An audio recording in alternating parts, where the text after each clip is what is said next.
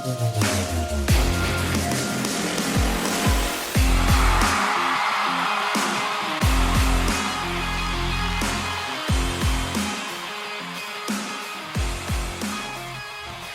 right, so we're going to continue the positional previews for the Indianapolis Colts headed into training camp, and today we're going to be doing the skill position players on the offensive side of the ball. That's running back, wide receiver, and tight end. And there's good news and there's bad news. Which one do you want first? I'll give the good news. Fuck it, let's be positive. The good news is that you got to feel pretty good about where the Colts stand right now in terms of talent across the board at these positions. Like in terms of knowing who it is that's going to be getting the majority of the reps and being confident in that, the Colts going to have everything in place at these positions.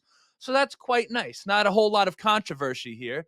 But that does lead to the bad news, which is ultimately that leads for somewhat of a dry episode when it comes to positional previews. But nonetheless, that's not to say there's absolutely nothing to talk about. Like there are some position battles going on and there are some stories to watch at all of these positions.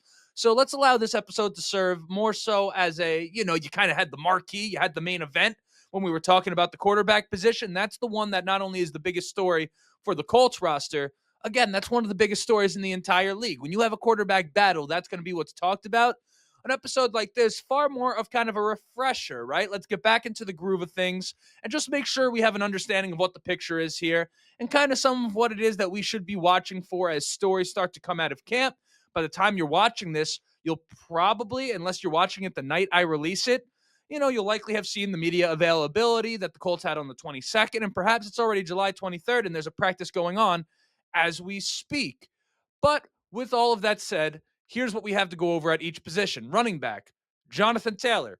We already know that's a one-man show. We know what he brings to the table. But in terms of his backup, we had Trey Sermon last year and Tyler Goodson kind of as the primary options. The Colts brought in some new faces to the running back room, and that backup running back battle is one that is wide open. And in all fairness, even though I just said kind of a dry episode, at the same time, I mean, a backup running back is a guy that has an impact every single week. So that's a real important role for the Indianapolis Colts to fill with a guy they trust. So we're going to talk about that. The wide receiver room, we know the main four: Michael Pittman Jr., Josh Downs, Alec Pierce, and Adonai Mitchell. That's your core at the wide receiver position, and a young, promising core at that. But there is a battle going on for the fifth and maybe the sixth spot at wide receiver on this roster. You have a few guys that are candidates, but only one or two of them can make it. We'll talk about that. And then finally, at the tight end position, the Colts have done tight end by committee now for what feels like forever. I mean, has it been since Jack Doyle, since the Colts really had kind of a full-time, we know who the tight end is?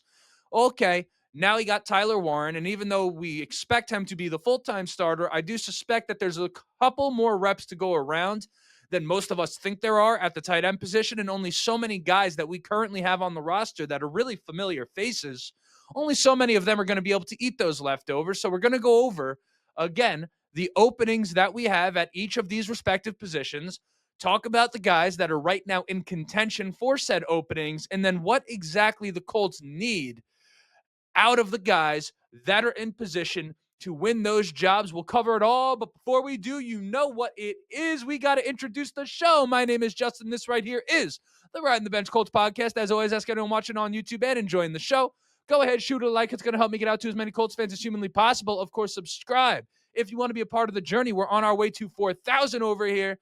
We're closing in on 3,500 if you keep coming back and enjoying the show. Or perhaps it's your first day here and you say, you know what? This ain't too bad. I didn't fall asleep yet. Well, before you fall asleep, make sure to hit that subscribe episode. Help me on that journey to 4,000 and never miss another episode again. But of course, no pressure.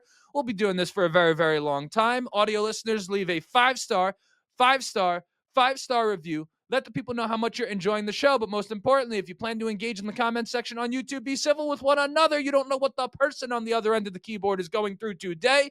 We just want to elevate the level of discussion over here, okay? We don't need to tear people down. There's plenty of that on the internet. Like, if you're the type of person trying to insult people on the internet, or even worse, the type of person looking to get insulted on the internet, there's plenty of places for you to go. It doesn't have to be here in this comment section. Again, this is a place where we're all rooting for the same thing, right? Whether we agree or disagree, it's a Colts show, right? We're out here rooting for the Indianapolis Colts, so we're all on the same team.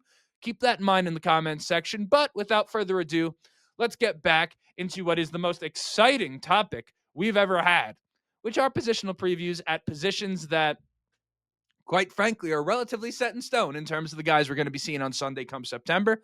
But nonetheless, that backup running back position, we're going to start there because it's basically been a disaster for the Indianapolis Colts since Zach Moss departed to go to the Cincinnati Bengals. And there really has not been anyone to take the reins in a way that gets you excited. It's not to say that there's been no production, but ultimately, Trey Sermon, I mean, fucking oof, right? Like, I actually was a Trey Sermon advocate, and very few times have I been wrong about the Indianapolis Colts in my entire life. In fact, almost never. Trey Sermon is the reason I have to amend that to say almost as opposed to never, right? It is what it is.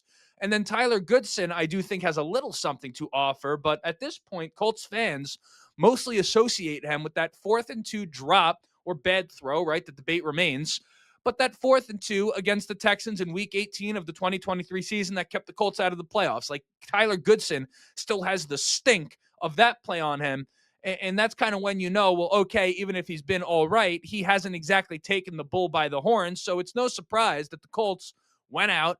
They got a guy in Khalil Herbert, who's kind of been a journeyman at the running back position, whose skill set, really much like a Jonathan Taylor, is that of a downhill runner, right? Not known for his versatility, not known for his ability to pass protect, not known for his ability as a receiver.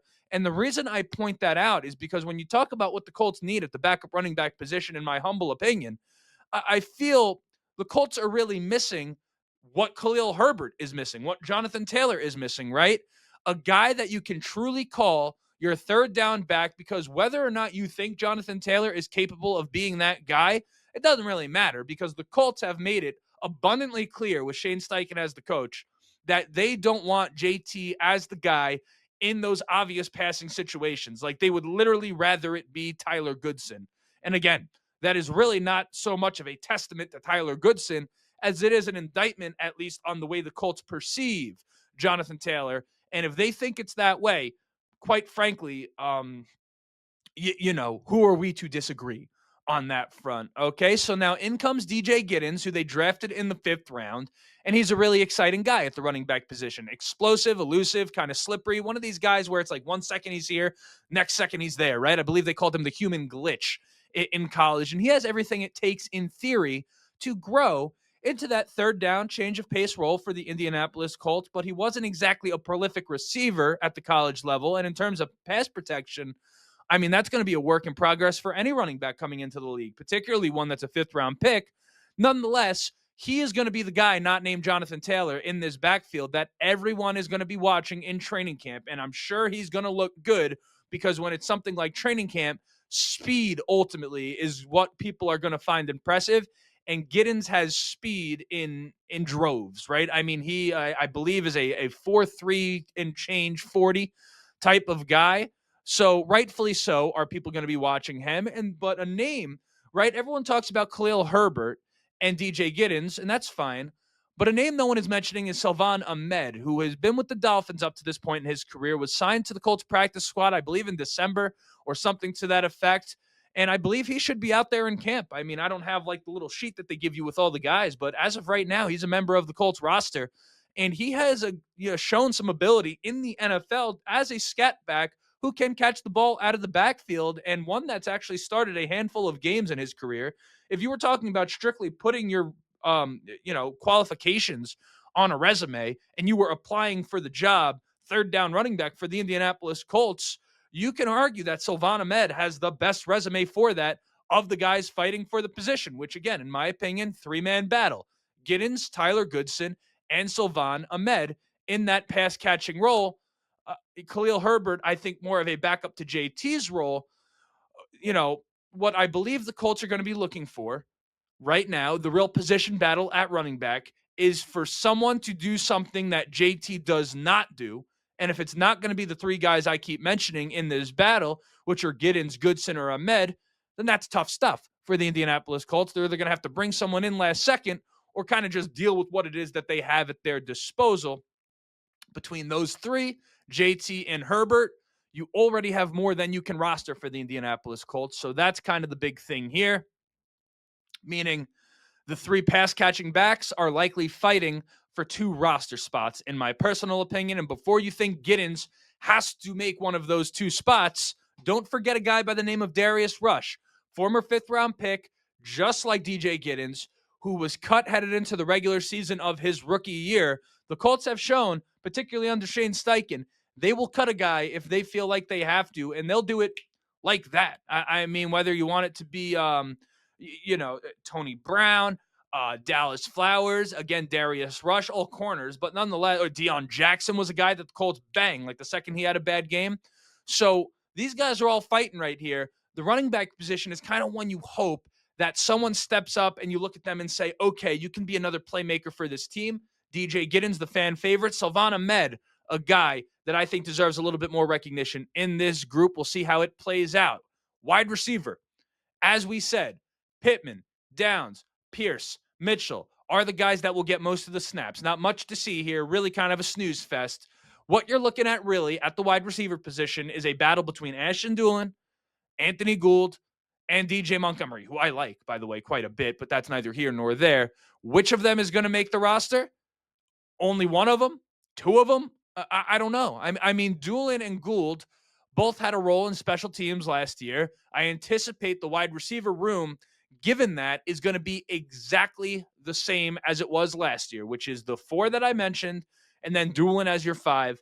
Anthony Gould kind of as your fringe guy who, given depending on what you want to do for the week, right? The 53-man roster changes slightly week to week during the regular season. Gould kind of a guy who could come in and be part of the roster sometimes and not the other times. And then DJ Montgomery, kind of the odd man out. But, man, I'll tell you what, DJ Montgomery, if you're talking about between these 3 guys, a guy who I look at and consistently shows that he can make plays as a wide receiver, he's the guy. But that being said, the problem is I'm guessing they're going to be looking at the special teams aspect of it because they have their 4 wide receivers, if you will.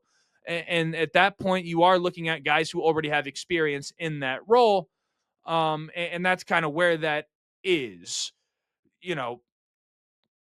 Yeah, I mean, I'm trying to come up with other words for the wide receiver position, but I told you it was dry, and that is pretty much what it is. Tight end, on the other hand, maybe a little more to talk about. I don't know. Of course, all eyes on Tyler Warren. Obviously, we understand he's the starter at tight end, even if it's only to the tune of 70 to 80% of the snaps. The big thing to pay attention with Tyler Warren is not going to be whether or not he starts at tight end. We get that. But it's going to be how else they use him, right? Versatility was a huge part of his game at Penn State. Do they line him up at receiver? Do they line him up at fullback as one of the split backs in a 2-back shotgun set, which I think is an absolutely money formation that the Colts need to utilize? But that's neither here nor there. Does he play some wing, right? His versatility plus Shane Steichen's creativity can make for a potentially very exciting combination, an exciting pairing for the Indianapolis Colts. So very curious to see positionally where they line up Tyler Warren. That, if I was at training camp, would be the number one thing I'm probably looking at, is that, because, you know, his usage in his rookie year can really vary greatly, kind of based off of how creative they get with what they're going to do with him.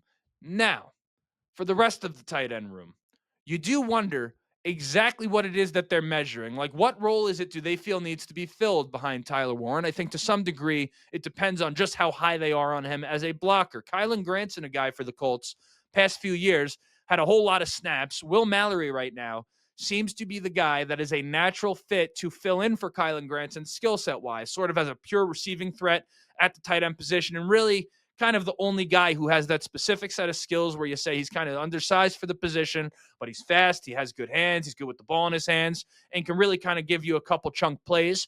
Will Mallory, I think, a lock to make the roster in that sense.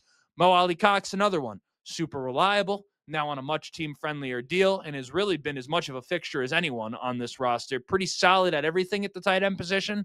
He also, in my opinion, is a lock to make the roster. So from there, you have Jelani Woods, Drew Ogletree, and Albert Okabuayum. Some people view it as disrespectful when I mispronounce a name. This is not a popular guy. There's nowhere for me to refer to be like, let's watch this person pronounce his name. I'd have to go back to the archives wherever. But nonetheless, he's a former Bronco, and he has had some starting reps in the league. Really, those are the 3 guys, in my opinion, fighting for a spot. Jelani Woods, we know the upside. He has to remain healthy. How many tight ends will be on the active roster for the Indianapolis Colts? Let's say we knew that Tyler Warren Will Mallory, and Mo Ali Cox were all going to be on the roster. Well, the past couple years, the Colts have only rostered 4 tight ends headed into the season in terms of the active roster, despite having 6 or 7 options going into camp.